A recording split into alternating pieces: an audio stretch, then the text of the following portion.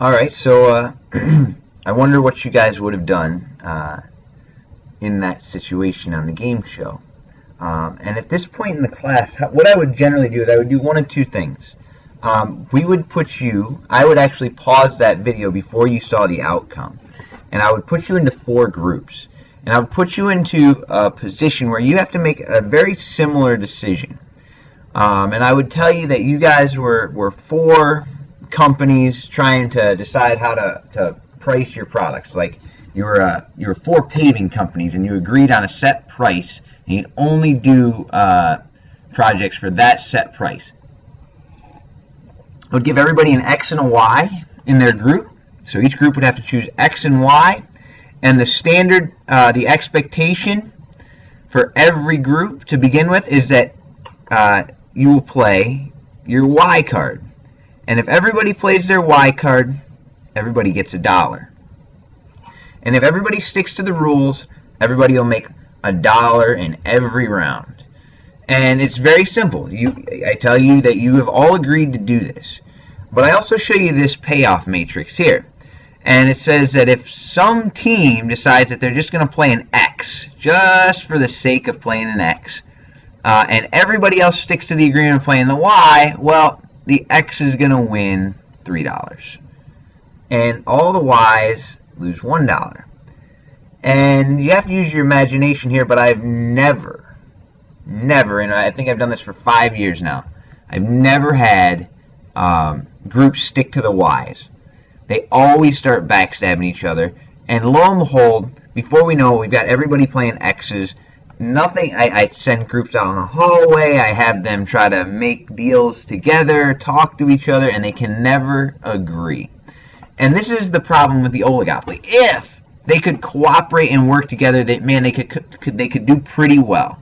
And in fact, they could do so well that instead of acting as 4 independent firms, they could act as one. So if, I'm going to put that in capital letters, and this is an important thing to know, if oligopolies can cooperate, they can act like one firm instead of a few firms. Now, this should also should set off like some red flags in your head a little bit. Why? So, if they're acting like one firm, they can behave like a what? Instead of an oligopoly, so they can actually function like monopoly. Alright? If they can cooperate. When they do this, this cooperation has a name. It's called colluding. Colluding is actually illegal. And so I gave you the example of when I do this, I tell the students that they're construction companies. I do that because, sorry, just taking a drink of the water there. My dad actually worked for a construction company in upstate New York, and there were several other construction companies that did business in that part of the state. They all agreed together, the owners of the few firms got together and they said, you know what? We will only pave roads if we get XYZ number of dollars. So we'll only pave them for $100. And if we don't get 100, then we say no. And we know that they're just going to go down the road to Bill and to Ted, and they're going to try to get them to do it for less than 100, but we're going to hold firm and we're going to get it for 100. And they did this. And it worked well until my dad's boss went and did what he is called or people refer to as his time away, because he got caught, and this is illegal, and so he ended up going to prison. So when oligopolies collude, they can behave like a monopoly, which is bad for consumers and is not allowed. All right. So if they catch you, or if the government catches you doing this, it is frowned upon greatly. Now, hang on one second. Now, I brought up this map here, and if you look, we've got about a half a dozen red countries here. these countries are actually what they are an oligopoly of sorts.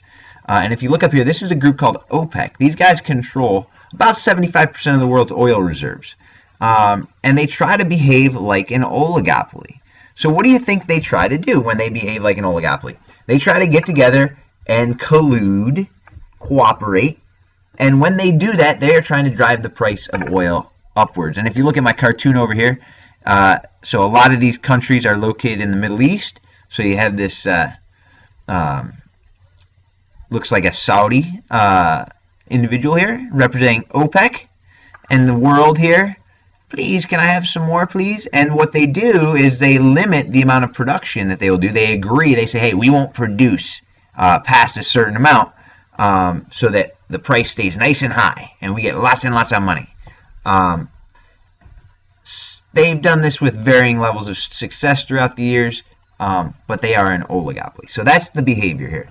Now we're going to look at the particular example from Golden Balls in just a second in what we call a payoff matrix. So I will do that next.